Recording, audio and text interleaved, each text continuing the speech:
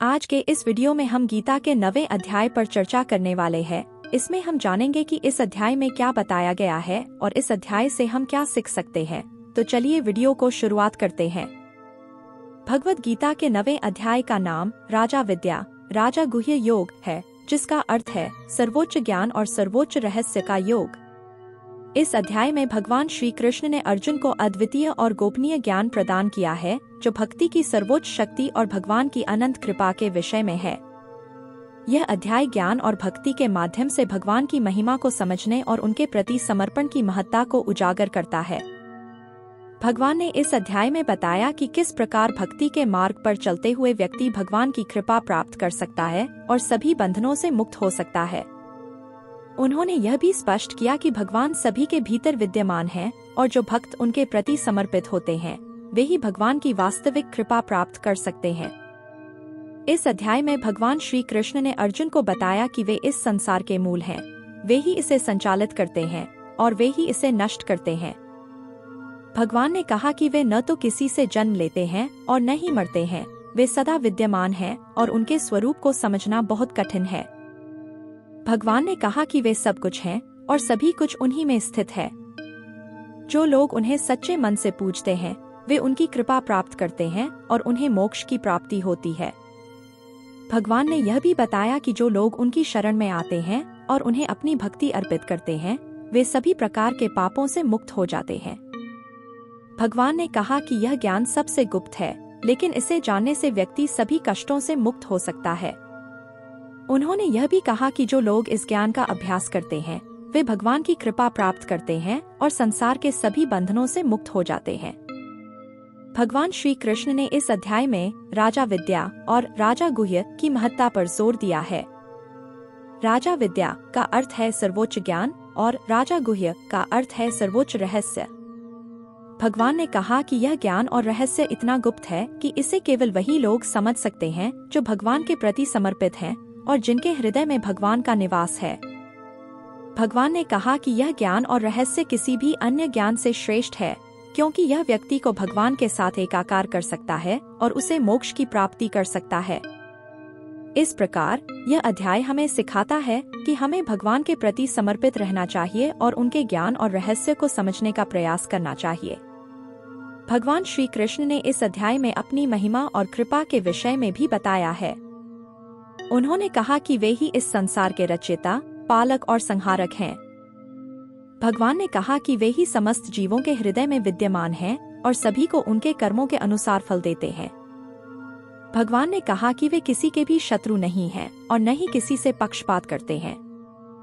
भगवान की कृपा सभी पर समान रूप से होती है, लेकिन जो लोग उनकी भक्ति करते हैं उन्हें उनकी कृपा विशेष रूप से प्राप्त होती है। भगवान ने कहा कि उनकी कृपा से व्यक्ति सभी प्रकार के पापों से मुक्त हो सकता है और मोक्ष की प्राप्ति कर सकता है।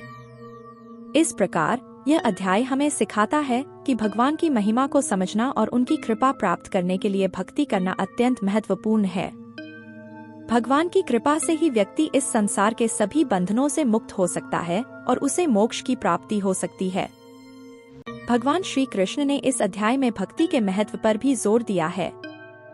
उन्होंने कहा कि जो लोग उनकी भक्ति करते हैं और उन्हें अपनी सभी इच्छाएं अर्पित करते हैं वे भगवान की कृपा प्राप्त करते हैं। भगवान ने कहा कि भक्ति के मार्ग पर चलने से व्यक्ति सभी प्रकार के कष्टों से मुक्त हो सकता है और उसे भगवान के साथ एकाकार होने का सौभाग्य प्राप्त हो सकता है। भगवान ने यह भी कहा कि जो व्यक्ति उनके प्रति समर्पित होता है और उन्हें अपने जीवन का आधार बनाता है वह संसार के सभी बंधनों से मुक्त हो जाता है। भगवान ने कहा कि भक्ति ही एकमात्र मार्ग है जिससे व्यक्ति भगवान को प्राप्त कर सकता है और उसे मोक्ष की प्राप्ति हो सकती है।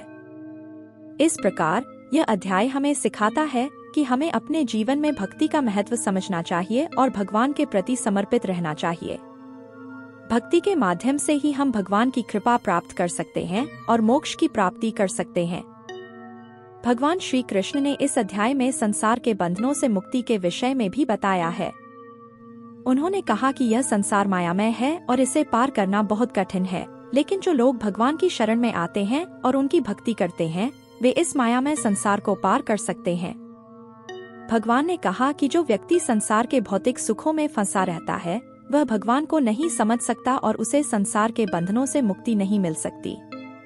लेकिन जो व्यक्ति भगवान के प्रति समर्पित होता है और उन्हें अपने जीवन का आधार बनाता है, वह संसार के सभी बंधनों से मुक्त हो सकता है और उसे मोक्ष की प्राप्ति हो सकती है। इस प्रकार यह अध्याय हमें सिखाता है कि हमें संसार के भौतिक सुखों में नहीं फंसना चाहिए और भगवान के प्रति समर्पित रहकर संसार के सभी बंधनों से मुक्त होने का प्रयास करना चाहिए।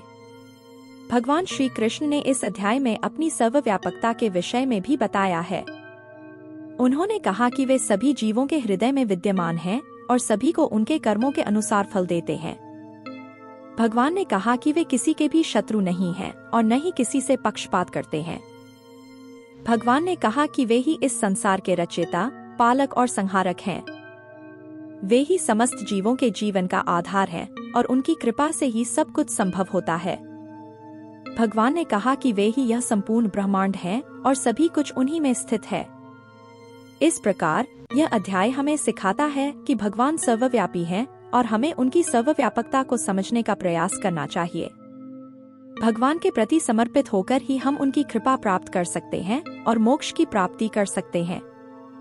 तो दोस्तों, भगवद गीता का 9वां अध्याय राजा विद्या, राजा गुह्य योग हमें भगवान की महिमा, उनकी कृपा और भक्ति के महत्व को समझने की प्रेरणा देता है। इस अध्याय में भगवान श्री कृष्ण ने अर्जुन को सर्वोच्च ज्ञान और रहस्य प्रदान किया है, जिसे जानने से व्यक्ति सभी कष्टों से मुक्त हो सकता है और मोक्ष की प्राप्ति कर सकता है। भगवान ने इस अध्याय में भक्ति के मार्ग पर चलने की महत्ता पर जोर दिया है और यह बताया है कि जो व्यक्ति भगवान के प्रति समर्पित होता है, उसे भगवान की कृपा प्राप्त होती है और वह संसार के सभी बंधनों से मुक्त हो जाता है। भगवान ने यह भी सिखाया है कि वे सर्वव्यापी हैं और सभी जीवों के हृदय में विद्यमान हैं।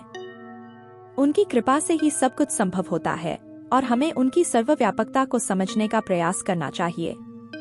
अंत में यह अध्याय हमें सिखाता है कि हमें अपने जीवन में भक्ति का महत्व समझना चाहिए और भगवान के प्रति समर्पित रहकर संसार के सभी बंधनों से मुक्त होने का प्रयास करना चाहिए।